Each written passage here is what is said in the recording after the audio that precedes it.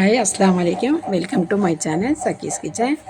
ഈ ചാനൽ ആദ്യമായി കാണുന്നവരുണ്ടെങ്കിൽ ഒന്ന് സബ്സ്ക്രൈബ് ചെയ്യുക, ലൈക്ക് ചെയ്യുക, ഷെയർ ചെയ്യുക, സപ്പോർട്ട് ചെയ്യുക. ഞാനിവിടെ സാമ്പാറാണ് നമ്മുടെ ഇവിടെ വീട്ടിലുണ്ടാക്കുന്ന പോലെ സ്റ്റൈലാണ്. എല്ലാവർക്കും സാമ്പാർ വയ്ക്കാനറിയാം.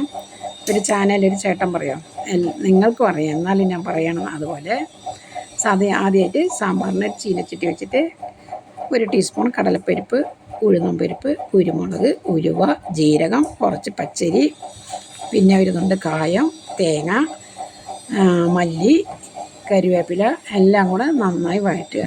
നന്നായി പൊരിഞ്ഞെടുത്ത് വഴറ്റിയെടുത്തിട്ട് പേസ്റ്റ് രൂപത്തിൽ അരച്ചെടുക്കുക മിക്സിയിലിട്ട്.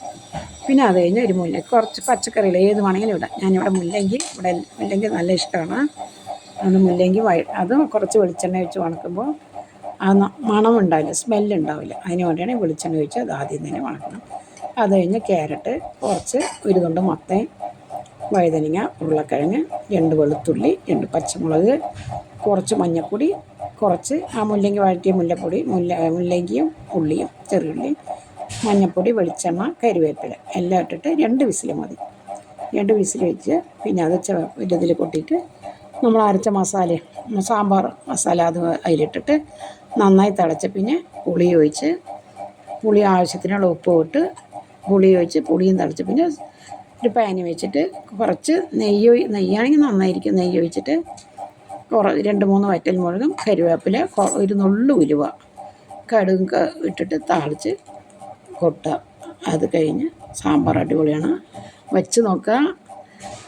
ഇങ്ങനെയാണ് നമ്മുടെ വീട്ടിൽ വയ്ക്കാൻ. ഓരോരോ വീട്ടിലും ഓരോരോ വിധമാണല്ലോ. പിന്നെ ഞാനൊരു കഞ്ഞി വീഡിയോ ഇട്ടിട്ടുണ്ടായിരുന്നു. അത് വേനൽക്കാലത്തിൽ ഔഷധ കഞ്ഞിയാണ്. നല്ല ചൂടുള്ള സമയമല്ലേ വേനൽക്കാലം. അപ്പോൾ ആ സമയമാകുമ്പോൾ ഈ കഞ്ഞി രാവിലെ ബ്രേക്ക്ഫാസ്റ്റ് ആയാലും ശരി, ഡിന്നറായാലും ശരി കഴിക്കാൻ നല്ലതാണ്. നമ്മുടെ ശരീരത്തിന് അത്രയും നല്ലതാണ് ആ കഞ്ഞി. അതൊരു ഔഷധം പോലെയാണ്. അതുകൊണ്ടാണ് ഈ നോയമ്പ് കാലത്ത് എല്ലാവരും വീട്ടിൽ കഞ്ഞിയില്ലാതെ നോയമ്പേ ഇല്ല, തുറക്കില്ല. അത്രയും ഒരു എനർജി തരാണ് കഞ്ഞിക്ക്. വെച്ച് നോക്കി നല്ല ടേസ്റ്റുമാണ്. ഈ ചാനലിന് സപ്പോർട്ട് ചെയ്യണേ പ്ലീസ്.